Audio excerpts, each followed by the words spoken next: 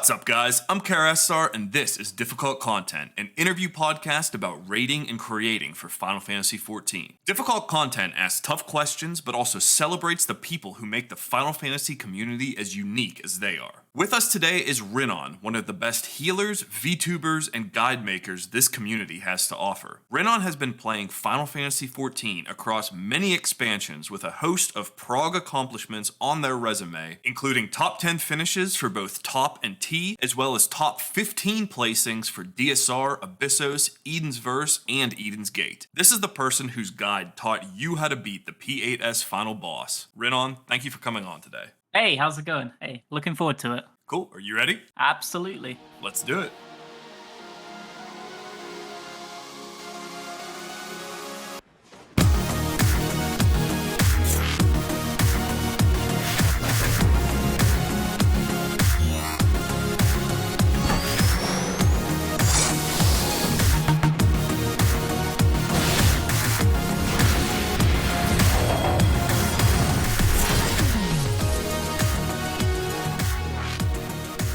From one healer main to another, I want to start off talking to you about healing in Final Fantasy XIV. I first became a healer main back in Promise, so Endwalker's been the first expansion that I've healed every prog. You, however, have healer logs dating back to Gordius. In your opinion, what was the biggest change from one expansion to the next when it came to healing? Walk me through a quick healer retrospective from Heavensward to Stormblood to Shadowbringers to Endwalker. Probably the largest change in terms of healer design was the way that the game paradigm shifted from giving you tons of DPS tools and kind of a fairly limited healing capability without expending GCDs, and then over time they consistently changed it and scaled back on the complexity of damage dealing, and then they added a lot more ways that you could then heal every expansion in every single scenario without using GCDs. So if we use Scholar, for example, which is my favorite job because I think it's a pretty good example actually. In Heavensward, I was a white mage main, but Scholar is probably the best example because Scholar had like 5 dots in Heavensward, I think. You had Shadow Flare that you placed on the ground, you had Miasma, you had Bio, you had Bio 2, you had Arrow that you cross-classed from white mage that you also used for movement, you had a dot AoE, and all of these individual dots had completely different timers that you had to keep track of. And then on top of that, as a healer, in order to DPS, you needed to use Cleric Stance, and whenever you used Cleric Stance, you were completely locked out of healing for 5 seconds straight. So you needed to make an active decision that you could sacrifice the ability to protect the raid for those 5 seconds, right? Back then in Heavensward, it felt like there was a massive risk reward to dealing damage, and you had to make a significant choice as to whether you wanted to do damage or to heal. And over time, I think that has changed quite a lot. I suppose on top of that as well, right, healers also had quite a higher burden of mitigation compared to most of the group, because the majority of the group back in Heavensward didn't really have that much to offer in terms of group mitigation. It was mostly on the healer, and the healer had less tools to deal with any specific raid damage. Say like Scholar, which was the shield healer, right? You had Spread Low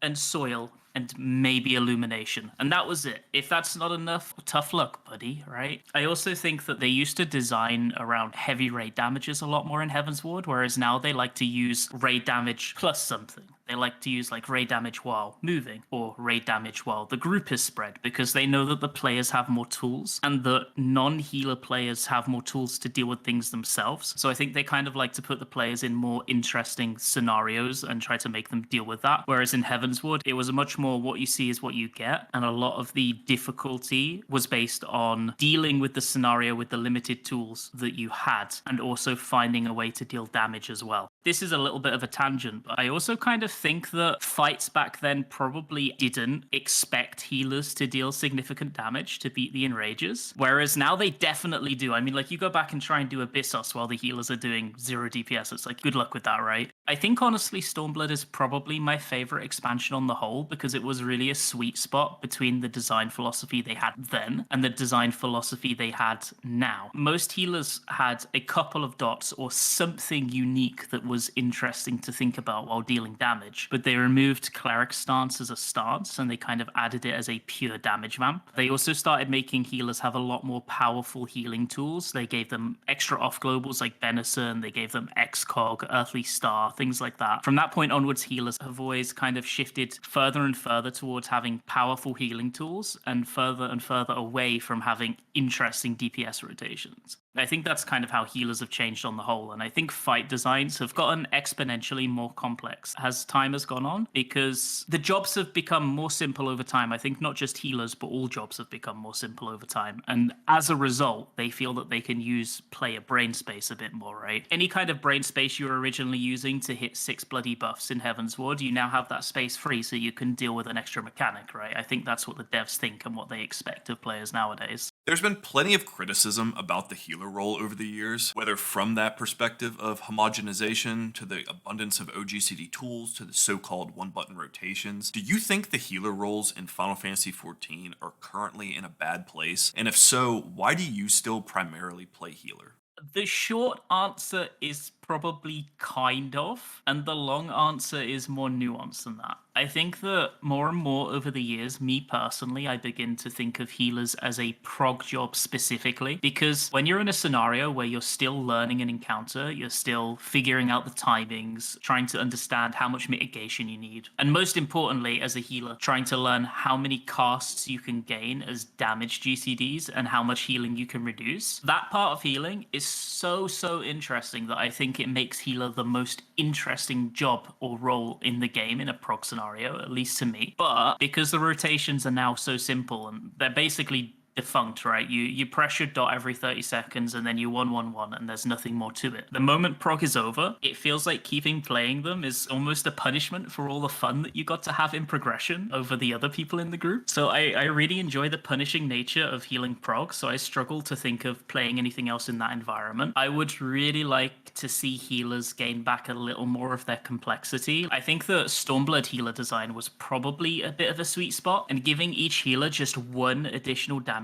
mechanic, which is unique to their job and gives them one more thing to think about, would do a world of good. Because I know a bunch of people personally that used to play healer and they quit because they don't do blind prog and they can just check what other groups are using for mitigation, and then suddenly the fun and interesting part of healing is gone. And when you don't have to think about your mitigation or how to gain casts, you might as well go play summoner, right? Because summoner's more fun than doing that on healer. It's interesting to hear you talk about healing as a prog job because I couldn't agree more. I spoke with Kareth about this a few weeks ago because when you're first learning a fight, I can't think of a role that's more engaging. But when it comes to reclears or optimization, healer quickly becomes the most boring role. Yeah, I agree with that. I agree 100%. I really enjoy playing healers in prog, and the moment prog is over, I want to play anything else. When I go pug, I don't heal, nothing like that. I want to go play tank, I want to go play DPS, because I feel like there's more to learn in a post-prog scenario on those jobs than there is on a healer. What job is your favorite to take into Party Finder?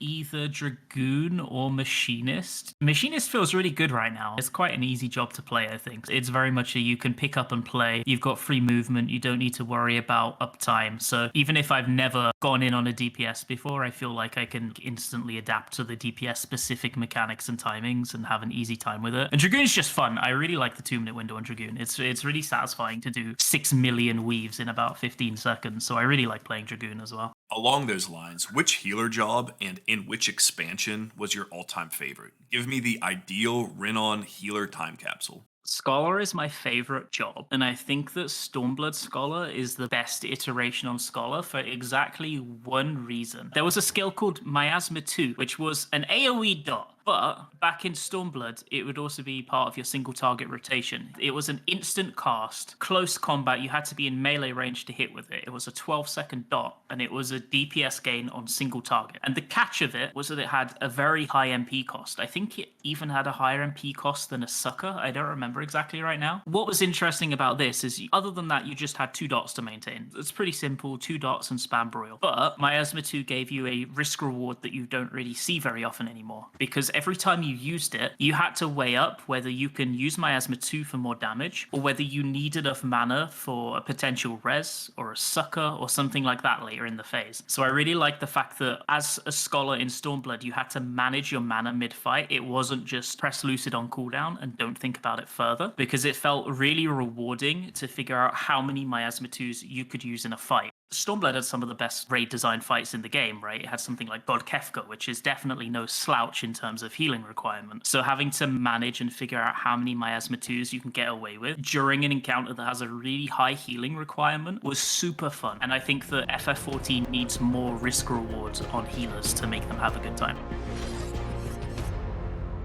Going in the complete opposite direction when it comes to MP management, you're an Omni healer. You said that Scholar's your favorite job. What made you decide to prog top on Sage? I started top prog on Scholar, and I swapped to Sage somewhere around phase 3 prog when we were progging through Final Omega. And honestly, the main reason was actually not a healing reason whatsoever, because I think that Scholar and Sage are actually both pretty good in top for different reasons. They both excel in different phases. I don't think either is particularly better than the other. The main reason that I swapped was because we were pushing P3, and top has some kind of weird phase timings that make some jobs honestly kind of pathetic on certain phases in terms of damage. And at the time we were Astro and Scholar, which was not ideal in terms of P2 damage. So I swapped to Sage because you get the 2 target phlegmas on Omega F and Omega M in P2, which made the P2 check a lot more lenient for us so that we could then hold more damage going into P3 to try and reach P4 more effectively. The reason that I normally start on Scholar rather than Sage and then swap if I feel like I want to is because I think that Sage is the white mage of shield healers, because it's an incredibly easy job to swap to and pick up and continue prog without wasting a pool. Scholar is kind of the opposite in that I feel that the majority of healing on Scholar, you need to usually use 2 or 3 cooldowns to deal with a specific scenario. You might say use Fey Illumination and Fey Blessing to give a heal and Soil or something like that. Whereas on Sage, a lot of the time it's press 1 button and continue with your day. So I feel like it's easier to swap to Sage than to swap to Scholar. I also think that Sage is very strong because it has so much freedom of movement while healing and while damaging, especially with the recent changes that came out just this patch, so that you get a Toxicon stack every time you sucker, which is really, really, really good in top. You get so many free movement stacks. I never once had to think about obtaining a stack for movement ever. And Caracol is also disgustingly good in basically every encounter. So Sage is always a swap potential because you can use a Soil equivalent on basically every raid damage in the fight at 0 DPS loss. That's disgustingly strong. It's so good. So that's why we swapped to Sage at the end.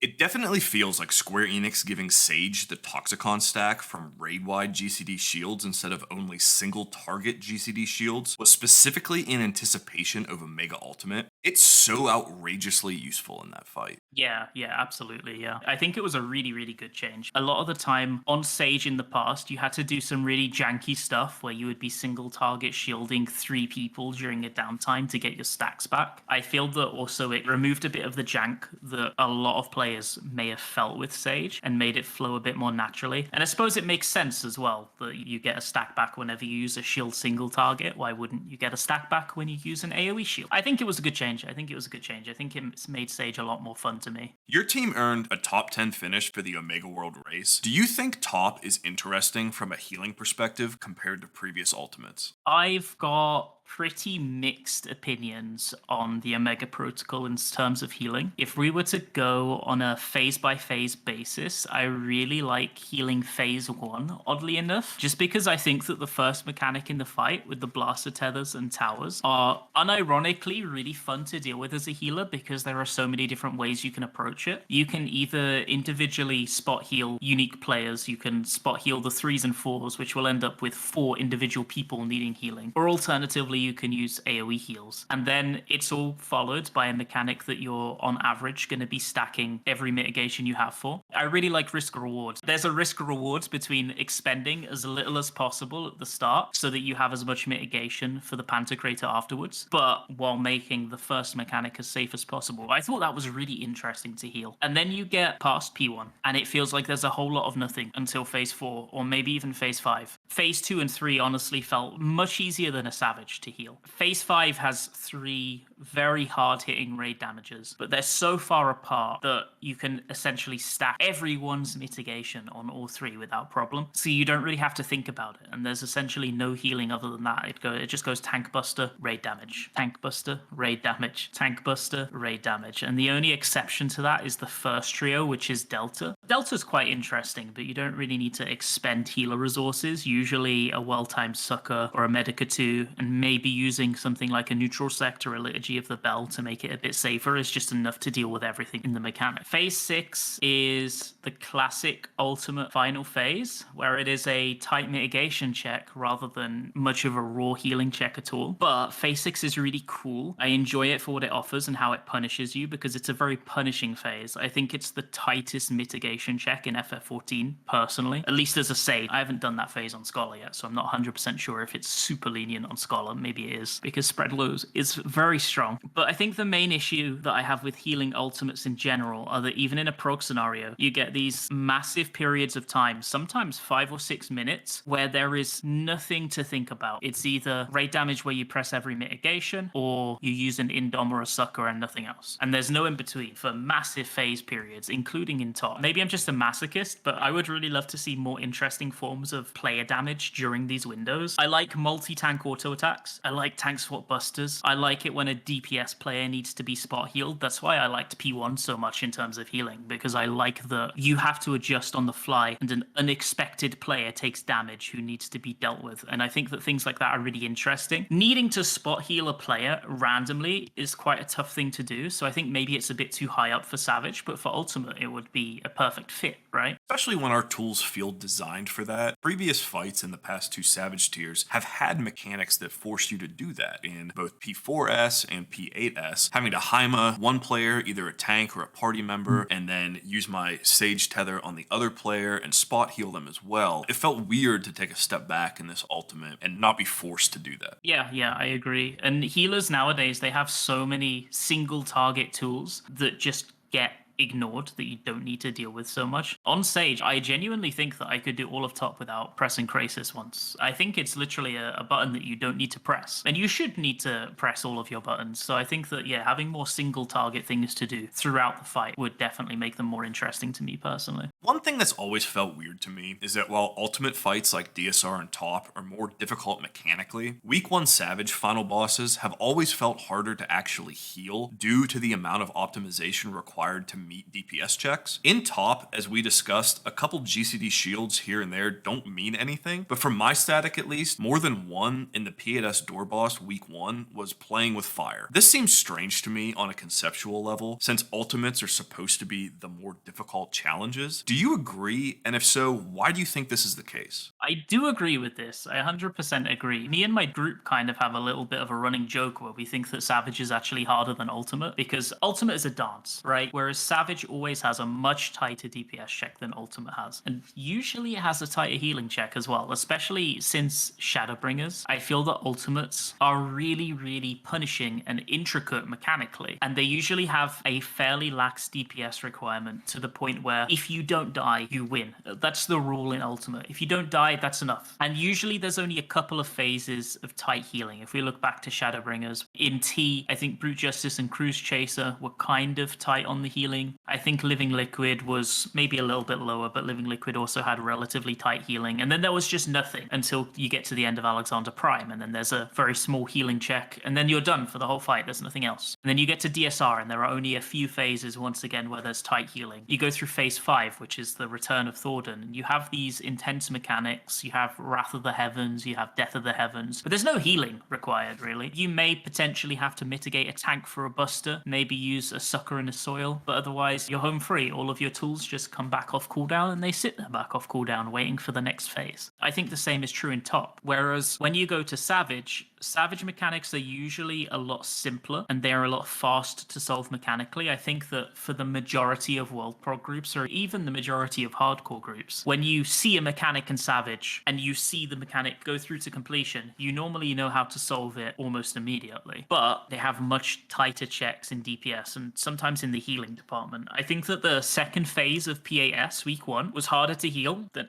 anything in top, and it wasn't even close. Just dealing with the heavy dots, the crazy tank busters that hit 2 targets, the auto attacks nearly chunking a tank if they didn't have cooldowns. That was way harder than anything in top in terms of healing. This is partly due to the fact that Savages are intended to be outgeared in a few weeks. If the checks relaxed a little more to begin with, they'd fall over really easily by, like, say, week 6. And as soon as players get more gear, I think that the devs would be worried that they would fall into a scenario that A12S had in Heavensward. In A12S, there was a very headline mechanic right at the end of the fight where you would spawn the wormhole puddles and you would need to drop bleed puddles around while dodging the wormholes and other mechanics. And there were stacks and spreads, and it was arguably one of the toughest mechanics in the fight. But as soon as you got an average group of average skill, even a PF that was in best in slot, you never saw that mechanic ever. And that was one of the headline mechanics of a final turn Savage. So I feel like the devs are very aware of that, and they always want to try and make sure that, especially in final turns, players have to deal with all of the headline mechanics. So they either shifted them forward in the fight, or they made it so that the DPS checks are a bit tighter to the point where you have to see every mechanic at the very least, unless you're speed killing or exceptionally good at damage. I do think that top kind of rectified this issue to an extent, though, because the majority of the DPS checks in top are way tighter than the DPS checks in other ultimates. I don't think they're too tight. I kind of thought they were too tight day 1 or day 2, but as I've spent more time in the fight and we got more experience, I think that it was more of a comfort thing than anything. It was, however, the first ultimate where no deaths didn't guarantee you clearing a phase. You had to tick one more box, right? So before, in previous ultimates, it was literally, you don't die, you press 1, 2, 3 and do your best, and you probably clear the check. But top added the additional checkbox requirement of you also have to be comfortable in the phase to ensure that you can play not perfectly optimally, but kind of optimally. Especially as a healer, you needed to make sure that you optimized your casts quite a lot. A very good example is phase 1. If you're not casting at all in Pantocrator, time to learn. Otherwise, you're in trouble. You need to be able to greed your casts in Pantocrator to make sure that your group doesn't have to carry the damage, things like that. That said, I kind of like that there's 2 different styles of fight design. It's kind of nice to have a mixture. I'm one of the few people that think that top was actually a really good fight on the whole. I don't think it's the best ultimate, but I quite liked the design. So I kind of hope that they bring back those tighter checks from top into future ultimates, because I think they're a good thing on the whole. As I said in the intro, you have a tremendous collection of Prog accomplishments in the past 2 expansions, 2 ultimate top 10 finishes, and a host of Savage top 15s. What do you attribute to your success as a Prog player, both individually and as a member of your statics? The attitude that I have to raiding, and the attitude that the rest of my group has to raiding as well, is that we always think of ourselves as not good enough. We always think of ourselves as being in a position where we need to improve. I always go into a raid tier with the attitude of I want to learn, and I want to learn from the other people in my group, and I want to try and get to a point where we perform well enough. And I think that the most important thing that enables me to do that is that I'm quite blessed in that I've surrounded myself with people that bring out the best in me. And I think it's also very important that when you are making a group or when you are joining a group, especially to do hardcore prog, because that's a lot of hours to contribute to a video game, you need to make sure that you're around 7 people that bring out the best in you, but also you have to accept that there is going to be a worst part of you as well. And it's the job of the other 7 people in the group to make up for the worst part of you, both in terms of gameplay and in terms of you as a person. For example, let's say there's a guy who joins a group and he's a really good player, he's a really good shot caller, but if he wipes the raid, he gets tilted and he griefs for a bit. In hardcore prog, you love that guy when he's not wiping, but when he tilts because he messed up a mechanic, it's the job of the rest of the group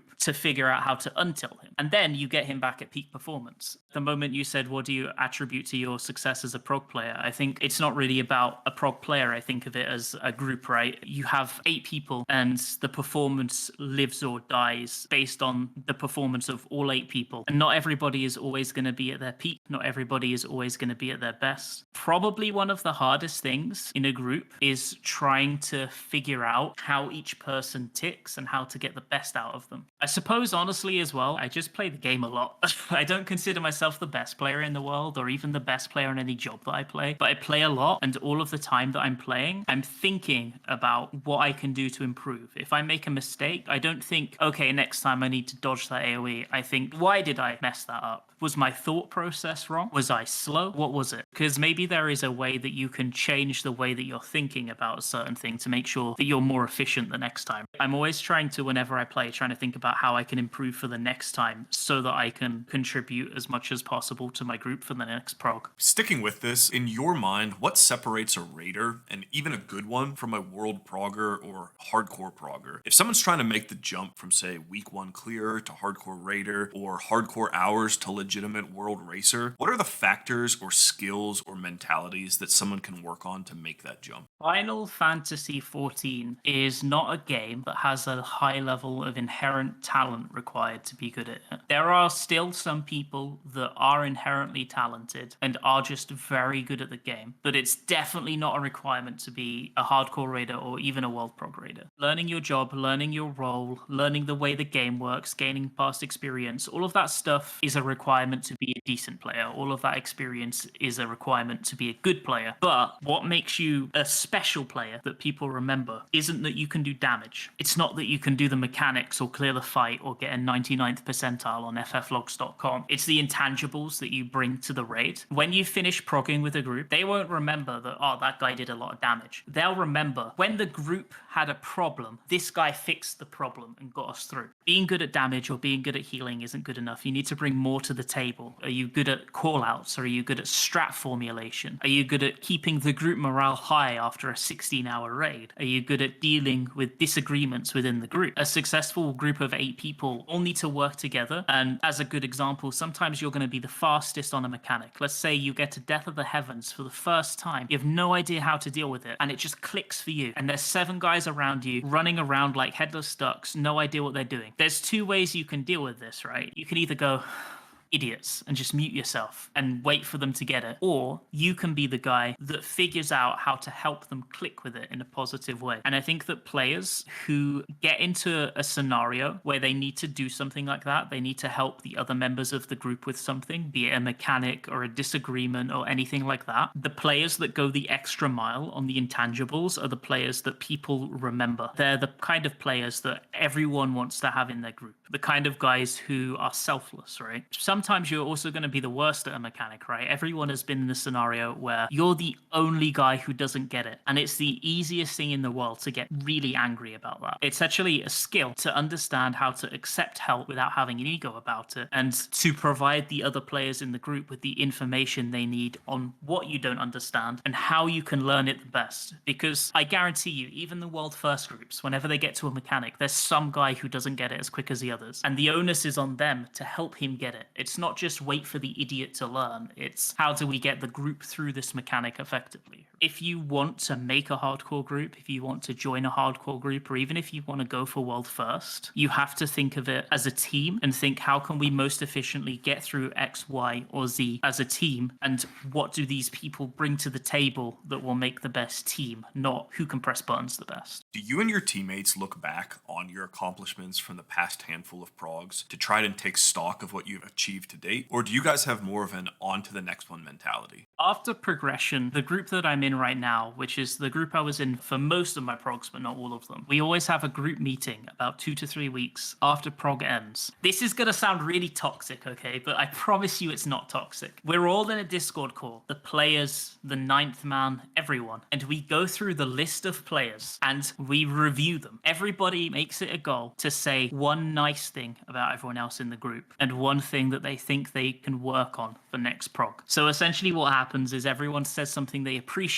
about another person, and they also say something that, okay, you could kind of do that better, or that was a rough point for you, right? And then afterwards we do the same thing, but as a group on the whole. I think it's actually really valuable because everyone on the group respects each other. We're all friends. We're not going to get angry when somebody says, you weren't very good at that, right? Nobody's going to get super angry about that. They'll just be like, yeah, I wasn't very good at that. I'll do that better next time. Being able to speak candidly with each other is really important in terms of improving yourself as players and improving yourself as a group. This is a little bit of a tangent, but I actually watched a video by Zeno really recently, and he was talking about the exact same thing. He was talking about how he had an argument with everybody in his group before prog. And if you don't know that you can have an argument with people in your group and reach a conclusion without people's egos getting in the way, then there is a solid chance your group is going to have a very, very bad time in prog because people don't know each other enough to be able to disagree and find the right response from it. That's really important, being able to speak candidly with everyone in your group. Our post-prog reviews are really important because it gives everybody something to work on, and it also gives everyone something to feel proud of. My personal feedback for top, at least from what I remember, the good feedback that I got was that we almost never died to damage, so that's good. The healers can press buttons, hell yeah. And also that I'm good at keeping the team atmosphere fun and positive. And then the main improvement point that I took to work on for next prog was that when we get to these big headline mechanics like Delta Trio, where there are tons of moving parts, it's a very complex mechanic. I'm very good at iterating on an existing strat that we've built and figuring out a way to make it easier or improve it, but I'm not very good at formulating the initial strat. So I normally just sit there for 10 minutes and let 3 or 4 other people in the group formulate a strat, and then I look at it and go, why don't we change that? Or why don't we change that? And I think that instead of taking such a backseat and not really participating in the initial construction of strats, I want to be more helpful next time in terms of really trying to rack my brain and coming up with something initially that could be useful so that we have more people trying to contribute to that, right? Everyone in the group got something like that basically from the other members. And I think it not only helps us improve as players, but it also helps us improve a bit of a bond between us. That's a fantastic idea. I think I'm going to steal that from my static. We only started doing it this expansion. Beforehand, we would usually just go, well, that was a fun prog, on to the next one. But we started doing this after, I think it was Asphodolos we started doing this. And it was really, really useful. People really liked it. We do it every single progression. It's also a good opportunity for us to big up our ninth men, because I feel like the ninth men in any kind of hardcore raid group don't get the appreciation they deserve. It's a 2-hour meeting where we get to go and say, wow, you guys were so good. Thank you so much. And they actually get to feel properly appreciated, you know. This group has been together a long time. One of our current ninth man is the old static leader. He didn't have a real lifetime available anymore to keep raiding in like a hardcore capacity. So he was like, I'll be a ninth man for you guys. And it was really helpful. And then our other ninth man is the brother of one of our members. And he's also a decent player. He can't really put the timing to raid hardcore himself. And those people are like literally essential to our ability to clear fights. When we got to phase 6, the 8 people playing, we didn't think, we didn't do anything other than what we were told. Our ninth man told us everything to do. There's clear POVs out there of our clear, and it was our ninth man doing all of the callouts for us. I think in general, ninth men deserve a lot more praise than they get in any group that has a ninth man. They are literally just members of the group, and a lot of people are like, oh, the 8 members of the group. At least in my case, our group has 10 members because we have 2 ninth men, and that's just how it is. That's great to hear. Hardcore prog groups famously do some pretty wild things in order to prep for prog, since solved fights in Final Fantasy that you've done 100 times, especially with gear creep, rarely present enough of a challenge for prep. What kind of prep did your team do for Omega, and which challenges do you feel actually helped you guys the most? We did 2 things to prepare for Omega. First of all, we did a DSR clear every week until basically Omega came out. I would say that that was elite prep, but it wasn't really. We just wanted to get all of our DSR weapons. But it definitely kept everyone in shape of dealing with ultimate tier mechanics every single week. Because I think a lot of the time, what a lot of people do is they clear the fight, they'll do like 3 or 4 reclears, they don't go back in, they don't bother. And then you get back to ultimate and you're like, wow, this is pretty quick compared to Savage, damn, because you haven't been in for 2 or 3 months. So we made sure to constantly be in DSR almost up until Omega came out. But the other thing we did is there is a spreadsheet that shows you the minimum gear that you can wear that will allow you to do the sync to mega raids and get the quote unquote authentic minimum item level experience. I would argue it's probably harder than the actual authentic minimum item level experience. Either that or I was a better player in Stormblood than I am now, because the healing is harder than it was back then for sure. We did all of those encounters using that gear, and it was not only really fun because one of our players was not playing the game back in Stormblood, so the fights were all new to them. It was really fun to see their reactions and how they learnt the mechanics and how they understood the mechanics, but it was also really useful to do a piece of hard content that required you to heal a lot because your gear was so low that it was harder to heal than the actual game should be. On the whole though, I don't think we prepare too much for progression, at least compared to other groups. At our core, we're kind of a group of friends friends nowadays. So we have a couple of people that very actively play the game. We have a couple of people that just raid log. Usually we trust people just to do their own due diligence and just aim to get everyone together once or twice a week to make sure they're playing the game. And then maybe 2 weeks or so before prog, we'll do maybe 3 or 4 days or something like that. I don't think that we did too much practice though, aside from the Omega Gear Sync stuff, and that was just really fun on the whole. Let's talk about content creation. One of the reasons I got very excited about having you on is because I think your guides capture both an immediacy and clarity that a lot of guide makers would be envious of. Given how fast you clear these fights, you have both the resume to be authoritative and the time to produce and release them on a terrifically rapid timeline. A quick look at your YouTube page includes guides for every new fight and phase, an entire series of Final Fantasy XIV tips and tricks, and also a full healer academy for beginner players, all on top of streaming. What made you first want to take the leap from just uploading clear POVs to making videos? The real answer to this is that at various points in Shadowbringers, I didn't do any content creation. I only streamed to show my raid POV so that I had the footage if I wanted it. Throughout Shadowbringers, I was in 2 groups with a couple of streamers, Stahl, Zeno, and Arthurs. I thought what they did was really cool. I don't think I've ever said this to any of them actually, but seeing how fun it was to watch their streams, because I usually used to watch their streams after or before raid, made me want to create stuff of my own, so I gave it a go. At the time, I didn't really feel confident enough to attempt to entertain people or to stream or anything like that. I have a very mute personality, like I'm quite a chill, relaxed person, so I don't think I'm big and loud and out there on stream, so I didn't think I had the personality to stream. So instead, I scripted and wrote videos and guides that I think I would have found useful when I started playing Final Fantasy XIV. During Heavensward, when I started playing the game, there was almost no resources out there that would teach you to be a good player. The only guides out there were for content, and they were by Mistech and Mr. Happy, which are obviously still very prolific guide makers now. The balance didn't exist. Any kind of aggregated server where there were job resources or fight resources or gameplay tips, they just didn't exist. While they do now, I think there are much better resources available now than there used to be. I felt like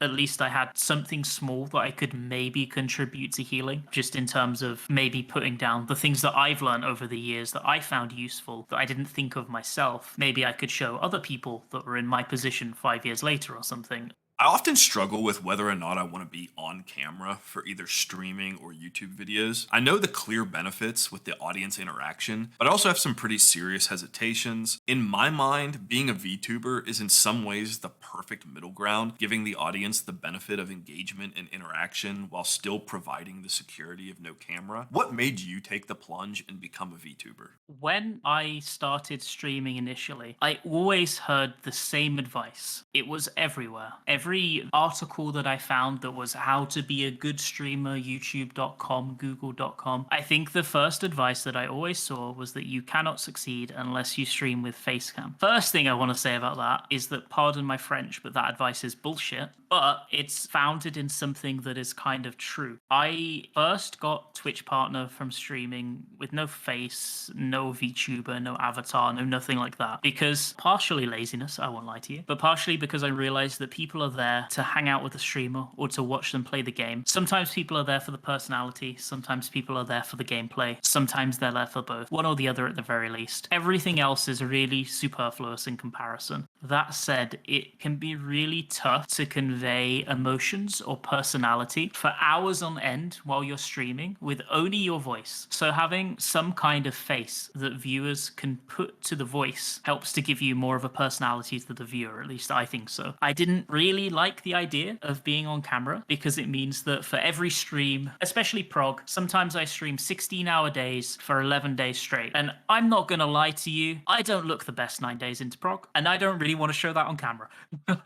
Every stream, I felt like I need to be looking my best. I felt like I need to be conveying emotions. I need to have good lighting for it to not look awful, things like that. Whereas with a VTuber, you plug your phone into your PC, you achieve a similar effect. You can swap between different emotions. It was very simple to do, and it kind of aligned quite well with prog. It meant that I could do what I needed to do in prog, so I decided to give it a go. Luckily, I know that VTubers are quite famously incredibly incredibly bloody expensive to do, but my girlfriend was very kind and did almost all of it completely for free for me. So I just gave it a go and it was a lot of fun. So I stuck with it. Looking at your tweets from December, you gained over 700 subscribers and over 300,000 total views on YouTube, as well as 1,900 subscribers and 3,700 followers on Twitch, all in just the last year. Has it fully sunk in yet what you were able to accomplish in 2022? I'll admit, I'm one of those really annoying people that only really kind of looks back on what you failed rather than what you achieved. I'm really proud of what I achieved on Twitch last year because I only started really streaming on Twitch right at the end of 2021. Essentially, whatever kind of following I have, whatever kind of community I have, I grew in basically a year. I got like Twitch partner last year as well. I was really proud of that. But the only thing I could think of the whole time was, yeah, Twitch is great and all, but I've basically left my YouTube channel to rot for 6 months. And I felt really guilty about that. Any kind of Twitch growth I had came at the cost of my YouTube channel. Over the past 3 or 4 months at the end of 2022, I was able to kind of bring it back to life. I was able to work on it a bit more actively again, find a bit more of a middle ground between the two. Because once I started streaming, I learned that it's actually really fun. So I really like streaming, but I also really like making videos. There's just not enough time to do everything that I want to do. It's kind of tough, honestly, to be able to balance between multiple platforms and make so much content for both. For the people that can do it, I'm taking tips. I would love some advice. It's really impressive what you do. Holy shit. But yeah, basically, I was really proud of what I achieved on Twitch. I hope that I can do better on my YouTube again going forward. Let's talk about YouTube then. In September, you released your most successful video to date. Your P8S Final Boss Guide became the definitive guide to learning the fight, both for statics such as mine, because you released it before week 1 was even finished, and for PFers worldwide. At the time of recording, it has almost 190,000 views, and as someone pushing for partner myself, I don't even want to know the amount of watch hours and subscribers. Did you know when you made this guide that it was going to have that type of impact? 100% no. In EU, I have a friend that is also a content creator, and whenever I make a guide, I'm always a little bit nervous of becoming him. This might sound disparaging, but it's not at all. Back in Shadowbringers, Shiva was the current raid tier for Eden's Verse, and Ilya made a video on EAS. He made the video late week 1. He released a not damage optimal, but very safe and easy light rampant strat, and I think it spent the next 8 months with everybody in PF, every stream, every podcast, talking as much smack about it as they humanly could. It was an awful strat. He's an idiot, all this. Whenever I have ever released a strat, I've been terrified of that happening to me. I feel bad as well, just to go on a tangent, because the light rampant strat was fit for purpose. It was a really easy strat that PF could do. It was super brain dead. It was kind of hard to mess up. People still found a way, but it was kind of hard to mess up. He got a lot of flack for it. I don't think it was deserved. But when this video came popular, when the PAS guide became popular, I was honestly more worried than anything else because I was like, I hope the strats are good enough.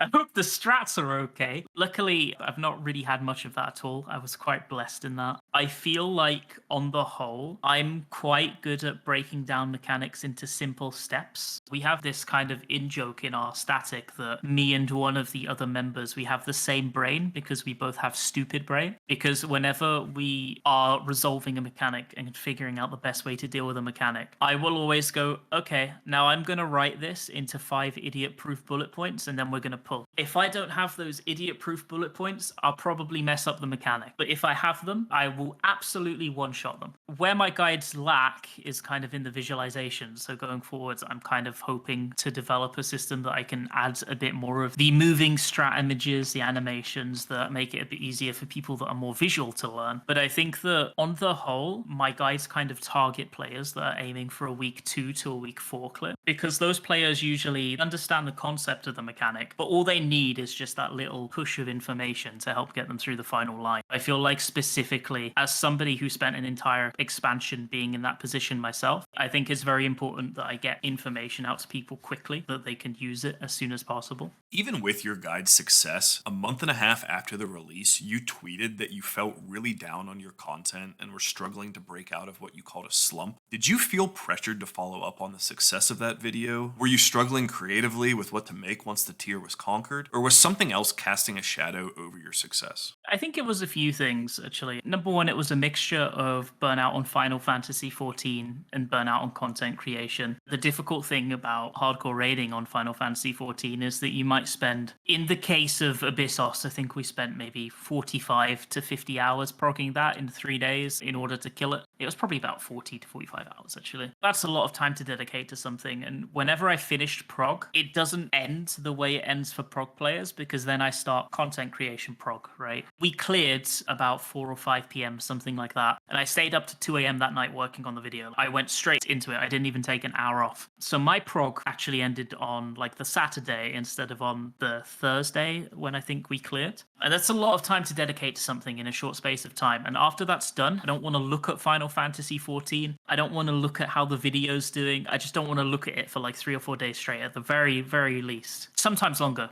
based on how bad the burnout is. I think that was part of it. I also think that there is a big difference between creating guide content and creating personality-driven content. And I really like making guide content to a certain point, and there gets a point where I need to have a break from it from a little while, and I want to make personality-driven content. But the issue with that is those both fulfill very different niches and attract very different people. And if you, say, have a very successful guide piece of content that gets like 100k views or something, and then you release a piece of personality-driven content as a small content creator that will get 1k views, 2k views, it's difficult to not let it feel bad. And that was very much the case for me after we finished prog, after I'd finished making the guides for the fight. I wanted to take a bit of a break from that. I made some other styles of videos. Obviously, they didn't do as well as the guide. I expected that, but it's very tough to see something not 100% succeed and go, this is fine, I don't care. Because as much as you'd like to not care, you kind of do care. For me, these interviews are incredibly fulfilling creatively, but similar to what you said about guides versus personality-driven content, this podcast always noticeably underperforms versus my standard videos. It can be discouraging because while these interviews are an endless source of inspiration for me, as I genuinely find each person I talk with incredibly interesting, creating a non-interview video from scratch can be difficult to find inspiration for, especially during content down periods. What is the biggest thing right now you're struggling with creatively, and how do you overcome these type of creative obstacles? There are 2 types of video that I really like making. I really like making guide videos, and I really like making storytelling videos that tell you the story of an experience. I made quite a long 20-minute video on Heaven on High. I went for the solo Heaven on High title, The Lone Hero, and I got it on stream, and I downloaded however much footage it was. It was probably a lot, like 30 hours of footage. I went through all of that footage. I cut out all the interesting parts, and I made a script telling the story of the experience that not just me, but the entire stream had with it. And I worked really hard on that, and that's to this day absolutely the video that I'm most proud of, because I think it was a really good video. But obviously it didn't do very well. Say you have 3,000 subs on YouTube and 2,500 of them come from making guides. It's not going to perform very well unless you get very lucky and hit the algorithm, and that's natural, right? I was kind of expecting that. But it definitely hurts to have something that is kind of a passion project flop in a way. I think the way that so far I've dealt with it is that I really try to split the 2 up in my head and think of these storytelling videos that I make as a passion project that is along the side. I make no fixed schedule for producing them. I just have fun writing it and editing it and putting it together. If it takes 2 months to make, if it takes 3 months to make, it is what it is. I don't care. People can wait for it. And then the content that is much less, I suppose, evergreen. It's much more content that is time specific and based on a specific fight or a specific raid tier. Obviously, those I try to do as quickly as possible. But with videos that are more of a passion project, I try to enjoy the creation process more than try to make the creation and then hope it does well. Because if I enjoyed creating it and it got 50 views, it is what it is. I still had my fun. It's definitely still worth it at that point. Yeah. So, how do you come up with the idea for a guide or personality based content on either Twitch or YouTube? And what steps do you go through to make it a reality? Talk to me about your process. Regarding YouTube, I have a private Discord server that I make notes in every day. I probably have like 5,000 notes in there at this point. I have it all split into different channels, stuff like that. It's all very organized, but also chaos at the same time. If I think of a good idea, I make a note for it. If there's a new patch coming out, I'll read the patch notes. I'll make bullet points of any potential videos that I think are interesting, any guides that I feel like I should make. And then I leave them on the burner and I don't do anything with them for at least 24 hours. And I come back and look at them the next day and I delete the ones that were stupid ideas because there's always some that were stupid ideas. I recently, for example, experimented a little bit with taking stream highlights and editing them down to be a good fit for YouTube. I wanted to try it out and I like those videos and they're fun, but I mentioned before that my dream is to make these big 20-30 minute deep dives of experiences alongside guide videos. And basically the way that I make videos right now is I usually have one of those experience videos on the back burner that I'm working on. And then I have the Discord channel with the bullet points in, and I'll pick and choose from that and just work on a video at my leisure, essentially. I used to schedule videos, but I think that's not so healthy for your mental health if you feel like you're behind on a video and then you start feeling guilty and then you procrastinate. I kind of cut that now. They just come out when they come out and people have to deal with it. And I think that's probably the best thing on the whole. Finally, talk to me about streaming non Final Fantasy XIV games and any difficulties or benefits that doing variety streaming presents. I think there is a bit of a difficulty with it. If you are somebody who plays any game for 90% of your time as a streamer specifically, people see you as an FF14 streamer. And that means that people come to your stream and they expect to see FF14. There is going to be usually a fairly small percentage of those viewers that expect FF14 and want FF14 that are going to tune in for other things. I definitely had that experience as well. When I play other games on stream, I get maybe like probably a quarter of the usual viewership. I kind of accept that though, because at the end of the day, you can't only play FF14 all day, every day. That's one way to get burnt out really quickly. And I enjoy playing other games. And I think I really am appreciative for the people in my community that come along and just chat a little bit while I play other games. It is difficult though. You have to accept the losses as a content creator that that's going to happen. But I think that it's a very healthy long-term thing because even if every stream you get one viewer who comes from that other game and is interested in watching you play games, any games, over time, you're going to have built up this community of people that just wants to watch you play games, just wants to chat with you while you play games. And I think that that's healthier both for a content creator's mental health, and I feel like it's healthier in terms of Final Fantasy explodes 2 years from now, and then everybody who relies solely on Final Fantasy XIV and does it for a job is now out of a job. You need to have a backup plan, and I think that variety is the safest backup plan there is. I want to learn a little about the person behind the player. What originally made you start playing Final Fantasy XIV? I actually started playing Final Fantasy XIV in A Realm Reborn. I quit the game at level 47. So the reason I started playing the game is I had this IRL friend and they played a lot of MMOs. I had never touched an MMO in my life. And he told me that as a console exclusive player, which is what I was, I only played basically PlayStation games and Xbox games. He said, there's an MMORPG that you can play on console, and I need a player for my second coil static. And I was like, I have no idea what those words are, but I'll give it a go. He even bought me the game. I played for like 2 or 3 weeks. I got to level 47. I had a lot of fun with it, and I spoke to that same friend about his second coil static. I asked how close I was. He was like, I'm actually taking a break from the game. We're not doing that anymore. So I quit. It must have been 9 to 12 months later, something like that. When Heaven's Order was just releasing, I had some online friends and we wanted to find something to do together. And I remembered that Final Fantasy XIV was a thing that I'd had fun with. So we decided to give Final Fantasy XIV a go. I created a new character and everything, and I have almost consistently been subbed to the game ever since. 7+ years now at the very least. It clicked more the second time, I think. It clicked more the second time. I know that a lot of people have had a similar experience where they played the game a little bit back in A Realm Reborn. It didn't quite click. They gave it another go later and then they were hooked. I had that exact same experience. I also had that same experience. It's too funny to hear you say that you quit at level 47. So I started playing on PlayStation 3 in 2014. And I know because I can go back and check the trophies that I didn't beat Praetorium until 2018. The first enemy killed trophy to defeated Praetorium was a 4-year gap.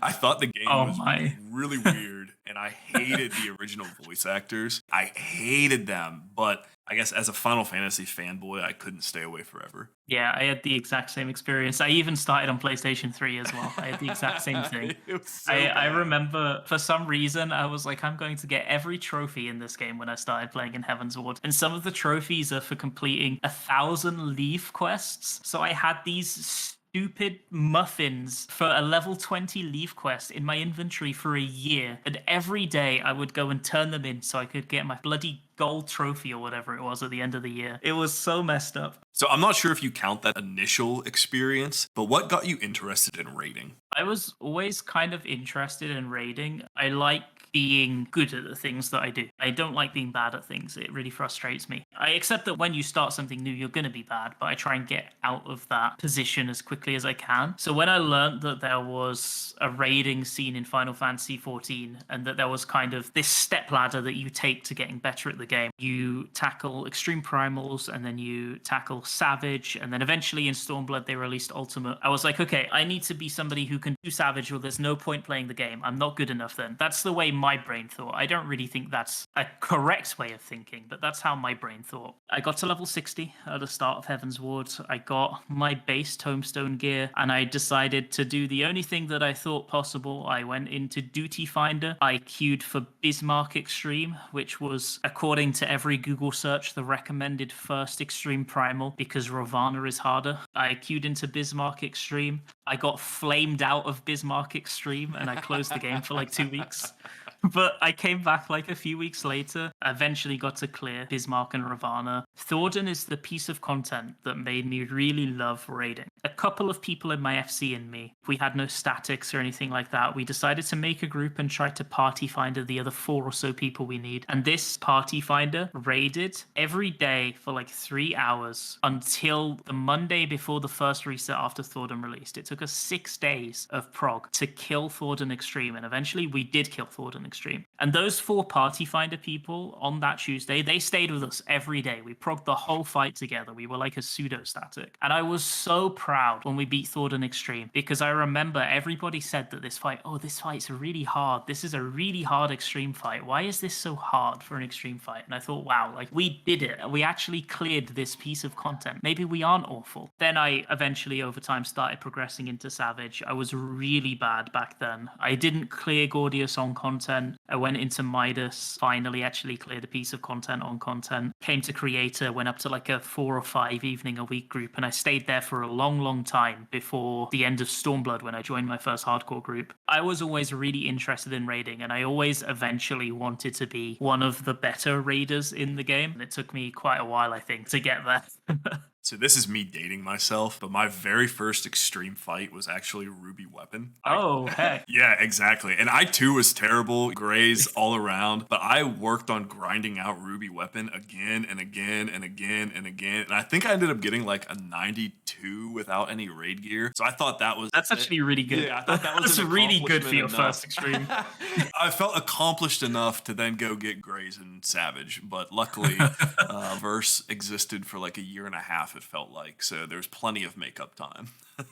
Yeah. What's your favorite fight in Final Fantasy XIV of all time? My favorite fight in Final Fantasy XIV is the Epic of Alexander, and it's not really because of the fight itself, because in some ways I kind of hate the fight. I hate Codex. I hope we don't have to talk about Codex. I've complained about Codex enough. It was stupid. But the reason that I love that fight so much is because of the memories I have associated with it. It was my first time hardcore progging an ultimate ever. It was also my best ultimate placement in a world race ever. I had a really good time. By the end of T-Prog, I was probably twice the player that I was going into T-Prog. I learned so much. Wormhole was such a nightmare that I felt proud of myself overcoming it. That mechanic was a wall in Blind Prog. It was a nightmare of a mechanic. For the time, so many moving parts that it was just hard to deal with. And then there was the Codex wall. And then Perfect Alexander was like such a good final phase. It was such a really, really good, fun final phase. It felt very epic and it felt fitting in a way because I started playing the game when Alexander was the current raid tier. So having all of those experiences of doing hardcore and doing world prog and ending up doing well on the ultimate that was a recreation of the tier that I started playing felt really, really good. It was like a big, perfect circular storytelling moment. It was just good. It was really good. I really like T. T will always be my favorite ultimate and my favorite fight, no matter how good the future fights are. It's like impossible to top it. T is also my favorite fight, and nostalgia plays a massive part in that as well. It was my first ultimate. I should not have been accepted into that static, and I probably should have been kicked by my limit cut performance alone. But ultimates have a way of making you grow as a player, and by the time we were even like through BJCC, I was completely different. By the time we cleared, it absolutely transformed my Final Fantasy experience, and I'll always think back fondly on seeing someone with a T weapon and just being like, I need one of those. Yeah, it felt really good. I know that maybe not so much nowadays, now that it's off expansion and you have kind of gear scaling to make T a lot easier to do in terms of DPS check and healing check. But it felt like the first step of ultimates becoming way, way harder than they were. UCOB and Ubu were both hard on content, but T felt like a step up. And to the people in my group, all of those people, they hardcore progged Ubu as well. I think they got 4th or something on Ubu. So obviously they had the experience of actually doing Ubu week 1 and 2 as well. And they were also shocked at, wow, this T is way harder than Ubu, is what they said. It felt like such an achievement as well because T is such a good fight with such a good story. And it was also so difficult that it felt like such a big achievement to beat that fight. What's your favorite thing to do in the game that isn't raiding? I'm going to be outed as a faker for saying this, but I really like fishing. I'm just really casual at fishing. Fishing is unironically really fun. I still haven't completed my fishing log. I'm no world-class troller. I don't have the big fish title. I'm like a turbo casual fisher. But whenever I'm really stressed out and I don't want to do something, but I want to log into FF14, I will, without fail, log in and go catch like 1 or 2 big fish and just go throw the rod out for like 20 minutes. I think it kind of stems back that when I was a kid, I used to go fishing with my granddad a lot. We used to go like once or twice every month. So fishing is like a comfort thing for me. I don't go fishing anymore in real life, so I go fishing in FF14 instead. Yeah, mount farming used to be that activity for me, but not so much anymore. Maybe I need to try fishing. Fishing's good. Fishing's good. You should do some fishing. What's your favorite game or genre outside of Final Fantasy XIV? I don't play too many games outside of FF14 anymore. I used to play a lot of games, but not so much now. I kind of try and do things other than gaming when I'm not playing FF14. I'll play a few games, but not too many. To say my favorite game, this is an old one because I'm a boomer, but my favorite game ever is Metal Gear Solid 3. And I'm really sad that they're never going to make another one because Kojima is making his weird Death Stranding games now. Sometimes when I'm feeling really low, I will find a way to play that game and I will play it again and I will feel like I'm 10 years old again and it will make everything right in the world. Outside of gaming, then, what do you do for fun? I like cooking. I'm not the best chef in the world or anything like that, but I really enjoy cooking. I really enjoy reading. I recently kind of rediscovered my love for reading. When I was a child and a teenager, I used to read incessantly all the time. And when I was an adult, I got a bit too busy to do it. My partner bought me a Kindle last year. And ever since, I probably read like 3 or 4 books a month. It's really good because I know technically Kindles are a screen, but it's not really the same kind of screen. It's nice to get away from the computer for an extended period of time and go and do something else. I read a lot of books. I read horror books, I read biographies, I read basically everything that I can get my hands on. I really enjoy it. I want to talk to you briefly about your controller setup and UI because I find these little expressions of personality interesting. I too play on controller, and when mapping out my skills for a new job, I always try to put my GCDs on the face buttons and my OGCDs on the D-pad, regardless of the left or right modifiers. You, however, have your Toxicon on your D-pad. How on earth do you move effectively with the left stick while also using those skills with your left thumb? Is it some form of claw grip? When I was a teenager, teenager, I used to play a lot of console shooters. I know I'm one of those kinds of people. And in order to be good at those games, a lot of the time you had to use claw grip. So I'm really comfortable using crab hands. And whenever I need to do movement and press one of those skills at the same time, I essentially channel my inner 14-year-old so that I can claw again and just swap my hands to do that, essentially. And I'm going to keep going on this, but you seem to prioritize your right modifier, putting your most used skills on the right side of both set 1 and set 2. Most of your button presses during a fight are going to be using the right modifier then. So I, however, try to prioritize set 1. So most of my buttons are on the first set, and switching to set 2 is the uncommon move for me, as opposed to how using the left modifier would be more uncommon for you. Was this a conscious decision, or am I just an absolute nerd for noticing? I was actually really surprised that you noticed. When I started learning the game, I had a few different jobs leveled, and I wanted to instill a set of rules that were common across all jobs so I could remember where the buttons were more recently. So for my healers, I have a healing set and I have a DPS set, which is really redundant now because healers have like 2 DPS skills. But I still follow that rule where on set 1, on the right side, is the basic healing moves, and for non-healers on set 1, on the right side is the basic combo buttons always, and then on the left side it is the healing moves that I couldn't fit on the right side but I use a lot, usually GCDs or off globals with a short cooldown. And for tanks, that's where most of my mitigation cooldowns are for personal mitigation. Everything that is like 60 seconds or below I attempt to put on the left side on set 1, and then you go over to set 2, and on the right side I always attempt to put raid mitigation and AoE skills and things like that. And for healers, I put my DPS skills there, unless there's like a random space that I just fill at some point because a new skill gets released on a new expansion. And then on the left side on set 2 is all of the mitigations or cooldowns or things like that that don't pop up more often. So for example, the 2-minute buffs on a DPS will usually go on set 2 on the left, whereas the AoE combo will go on set 2 on the right. I suppose the only exception to that is Dragon Sight on Dragoon, because I use macros to be able to target people more easily. So I have like 4 buttons for it for the 4 potential targets, which is very fun. Because I'm a psychopath, even though I still have 3 buttons on set 2, I always put Limit Break and Arm's Length on set 3. For some reason, I don't really know why. I have to swap between 3 sets while playing almost every fight for literally no reason. Getting that third set is complicated. I try to avoid it. Some jobs you can, some jobs you can't. When I was first learning jobs, I specifically targeted jobs like Machinist or White Mage that you could fit everything you needed on those 2 sets just out of sheer laziness. Yeah.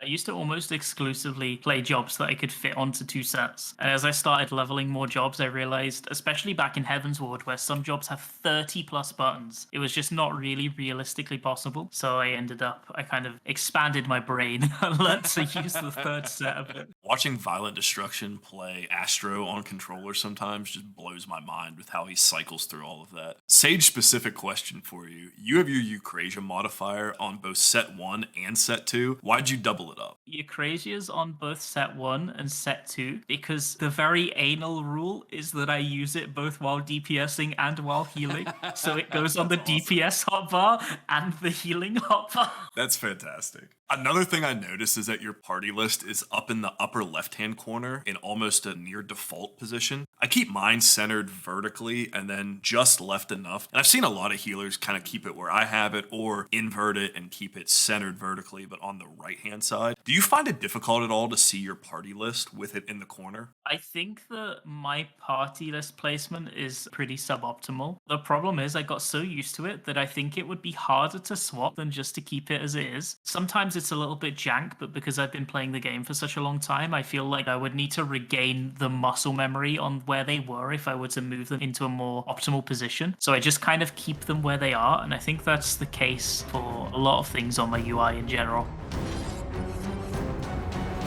A lot of times, I feel like elements of the Final Fantasy XIV community are so focused on weird drama and toxicity, or spreading obviously fake positivity, that it's easy to lose sight of the good that does exist. To counter this, I like to get guests to say something genuinely positive about 5 different people, including themselves. Starting off, and you are definitely one of a handful of these for me, name a Final Fantasy XIV player who you admire or who drives you to be a better player yourself. I really hope this isn't a cop cop-out answer because it's neither just one player nor a content creator, but the other people in my group. I want to be the best player I can because I want to be more useful to the other 7 people in my group, to the rest of my friends. And I feel like we all share the same attitude, and I'm safe and secure in the fact that they also have the same mentality towards me and towards the other people in the group. Also, honestly, they're like way better than me, so thanks for the carries, you idiots. Who's a Final Fantasy XIV creator who you think is super talented? And it doesn't have to be streaming or YouTube content either. It can be art, music, emotes, house decorating, or anything. Honestly, Xeno, because I have no idea how he manages to put out so much consistent streaming content, so much consistent YouTube content, and he manages to be insanely funny all at the same time. He's like a content machine. It's really impressive, to be honest. I'm always like, how did he manage to make 6 videos during a day of 16-hour prog? How did he do that? Why is he like this? It's really impressive. I can't.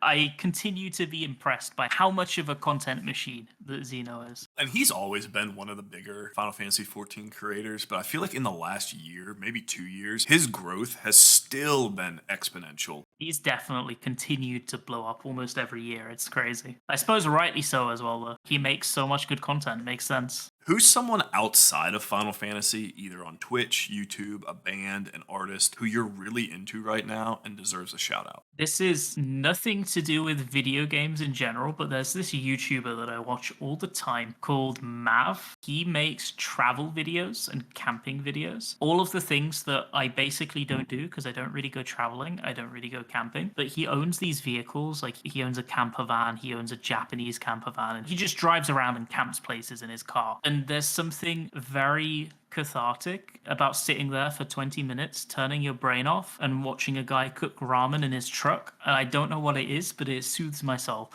My version of that would be Peter McKinnon. I'm not a photographer. I don't even own a camera outside of my phone. But watching his teaching videos on photography and seeing how he creates content for what he loves is endlessly inspiring. Creation's an inherently vulnerable activity as you're putting a part of yourself out there for everyone to see. Tell me someone either in real life, from the community, or even a pet who always has your back and supports you in your efforts. The person I would probably say is my partner. She has been around since way before I even started content creation. And whenever I've got prog, she's always very understanding. She doesn't make me do anything for the week straight of 16-hour days. She'll be there to support me. She'll be a mod in my chat. She's a content creator herself. And like whenever I have something big coming, or for example, a prog cycle, she'll stop what she's doing. Okay, I'm not streaming that week, just to help me out. It's insane the amount of support she gives me so that I can do the stuff that I want to do, and I'm always really appreciative of it. I don't think that I would be in a position that I am now, and I don't think that I would grow half as much as I did if it wasn't for her being there. And she's also essentially the main character of my stream as well, so